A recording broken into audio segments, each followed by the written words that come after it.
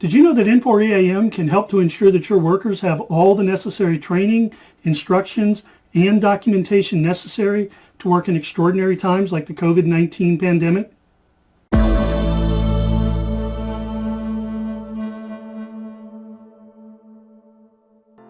At the time of filming this video, federal, state, and local officials are all trying to figure out how to best reopen the economy after the COVID-19 quarantine. But don't be misled. Situations like the COVID-19 are here to stay. In fact, just last week, the CDC Director Dr. Redfield said that COVID-19 will almost certainly be back in the fall, and fighting it might even be more complicated than it is today. And given the state of the world today, there's no doubt that we're going to have similar situations to deal with in the future that are just like this. In fact, maybe even worse. As a maintenance, environmental services, or engineering manager, you have a moral, ethical, and legal responsibility to make sure your workers are kept as safe as possible. To help you accomplish those goals, I want to welcome you to this, our second video in our Did You Know series. Today, we're going to talk about how to use standard work orders, task plans, and checklists to help you get your work done, keep your workers safe, and minimize your liabilities. I'm Dr. Wes Kennemore with EAM Solutions. We are the world's leading experts on Infor EAM and MP2. Our staff has been around this product for over 20 years, longer than any other consulting company, and frankly, there's not much we haven't seen. To help you work more efficiently with your EAM tool during this period, we're preparing a free resource. Just check the description below. You should be able to download it there, and it will help give you some coaching on how to best utilize EAM or similar tools to help drive effectiveness and efficiency during times like these. Your employees might need a little extra help with instructions or special equipment or extra training and coaching on how to maybe disinfect a workspace, maybe disinfect their tools. Now, to use an overly simplistic example, let's assume an employee needs to pick up an iPad and take that iPad with them to the field to document the work they're completing during their shift. Should be pretty simple. Let's just tell the guy to go pick up an iPad out of the rack, wipe it off before you take it to the field. Pretty straightforward, right? Well, maybe. We'll get back to that. Next, we need to establish the goal. Now, in an ideal world, we'd want our tools to be completely sterile before we give them to an employee to take to the field. But I just don't think that iPad is going to tolerate 20 minutes in an autoclave, do you? So for something like an iPad, other electronic device, maybe a hand tool that the employee is going to take to the field, we can probably accept a slightly lower level of disinfection. Now we need to establish and document the procedure. Now let's suppose that our local health department tells us that the disinfecting agent has to remain in contact with the surface for at least 20 seconds in order to effectively achieve disinfection. Or maybe they tell us that a regular alcohol wipe just isn't effective with this particular agent. But then are we really going to let the employee pick up that iPad without wearing appropriate protective equipment? So based on the information from our health department, our ability to be able to acquire particular supplies, and the instructions for using those supplies, we come up with the following procedure. Prior to removing iPads from the charging station, the employee must don the appropriate protective equipment.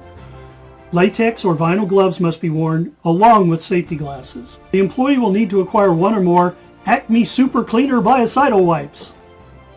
Once the employee has the biocidal wipe and the appropriate protective equipment, they remove the iPad from the charging station and wipe the exterior surfaces, ensuring that the solution stays in contact with the surface for at least 20 seconds.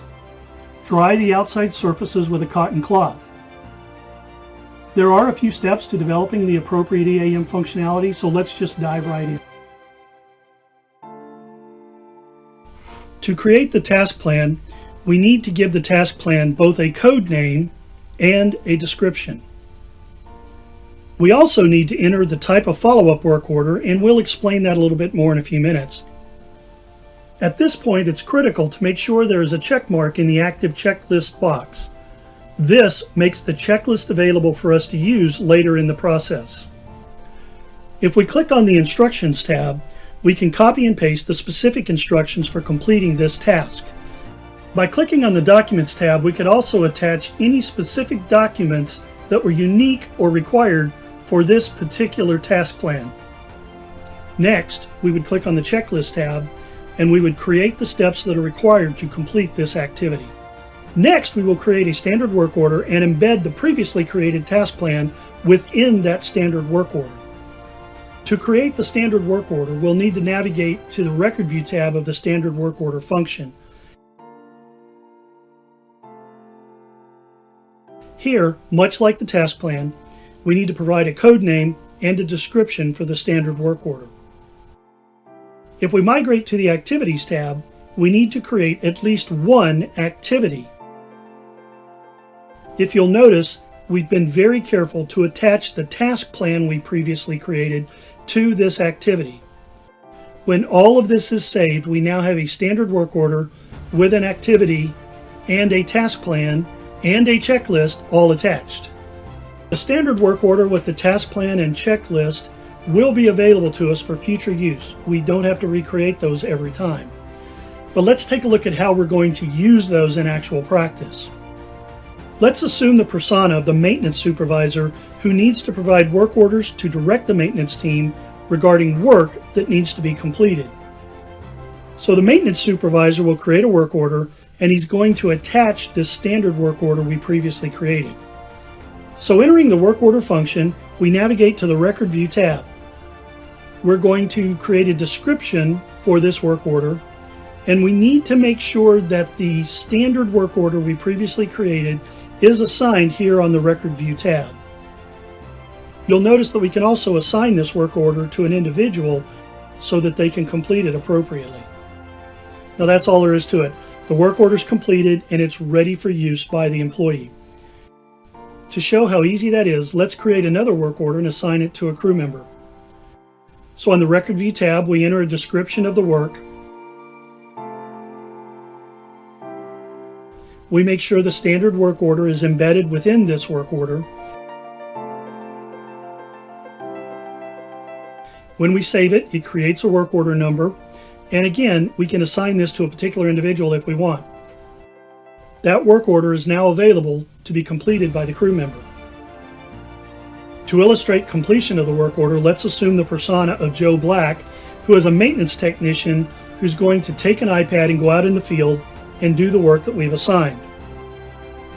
So once Joe has located the work order that's assigned to him, he can navigate to the Checklist tab and document that he has properly completed all of the work. Notice that we can set up the checklist as simple checkboxes, yes/no answers, or a variety of other formats. We can also make comments about any step in this process. Once Joe's completed all of the sanitation tasks, he can navigate to the Book Labor tab to record how long it took him to do this work.